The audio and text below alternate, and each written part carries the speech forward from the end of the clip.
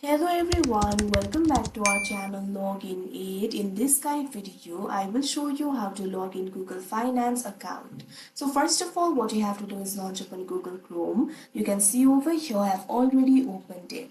Make sure you're logged into your Google account. What you have to do is simply provide your email address and enter your password and you'll be logged into your Google account. Once you're logged into your Google account, what you have to do is click on the search bar. Now type in this link www.google.com/finance. Press enter. Now you can see over here you'll be led to the official website of Google Finance. If you're logged into your Google account, you'll automatically be logged into the Google Finance as well. You'll be able to compare the markets. Also, you'll be able to see the stock prices over here. Basically, you'll be able to see all the market trends over here. So like this, you'll be able to log into your Google Finance account automatically by logging to your Google account. So that is how you log in Google Finance. I hope you found this video helpful. Thank you for watching. Make sure to like, share and subscribe to our channel.